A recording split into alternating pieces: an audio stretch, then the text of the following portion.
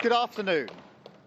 I have just returned from Buckingham Palace, where I accepted an invitation from His Majesty the King to form the next government of this great nation.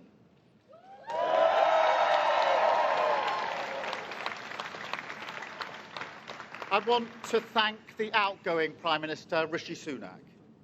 His achievement as the first British Asian Prime Minister of our country, the extra effort that will have required should not be underestimated by anyone. And we pay tribute to that today. And we also recognise the dedication and hard work he brought to his leadership. But now our country has voted decisively for change, for national renewal, and a return of politics to public service. When the gap between the sacrifices made by people and the service they receive from politicians grows this big, it leads to a weariness in the heart of a nation, a draining away of the hope, the spirit, the belief in a better future, that we need to move forward together. Now, this wound, this lack of trust, can only be healed by actions, not words. I know that. But we can make a start today with the simple acknowledgement that public service is a privilege and that your government should treat every single person in this country with respect.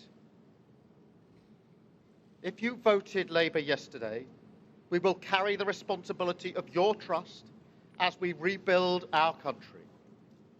But whether you voted Labour or not, in fact, especially if you did not, I say to you directly, my government will serve you. Politics can be a force for good. We will show that. We've changed the Labour Party, returned it to service, and that is how we will govern. Country first, party second. Yet, if I'm honest, service is merely a precondition of hope, and it is surely clear to everyone that our country needs a bigger reset, a rediscovery of who we are, because no matter how fierce the storms of history, one of the great strengths of this nation has always been our ability to navigate a way to calmer waters. And yet this depends upon politicians, particularly those who stand for stability and moderation, as I do, recognising when we must change course.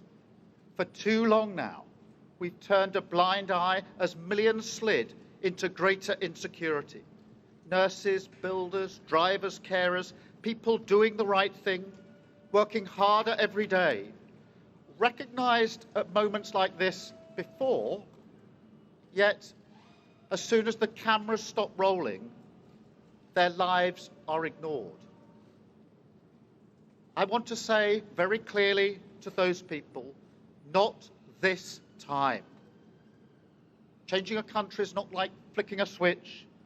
The world is now a more volatile place. This will take a while.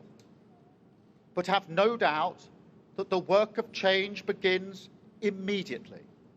Have no doubt that we will rebuild Britain with wealth created in every community, our NHS back on its feet facing the future, secure borders, safer streets, everyone treated with dignity and respect at work, the opportunity of clean British power, cutting your energy bills for good. And brick by brick, we will rebuild the infrastructure of opportunity, the world-class schools and colleges, the affordable homes that I know are the ingredients of hope for working people, the security that working class families like mine can build their lives around. Because if I asked you now whether you believe that Britain will be better for your children, I know too many of you would say no.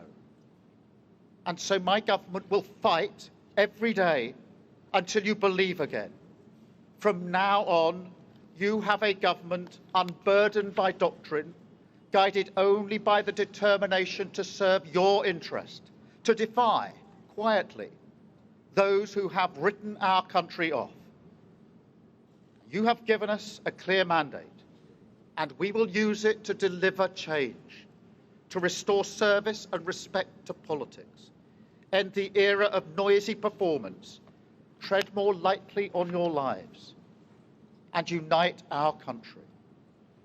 4 nations standing together again, facing down, as we have so often in our past, the challenges of an insecure world, committed to a calm and patient rebuilding.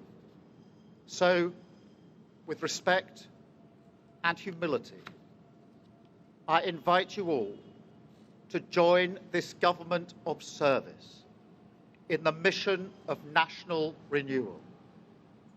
Our work is urgent, and we begin it today. Thank you very much.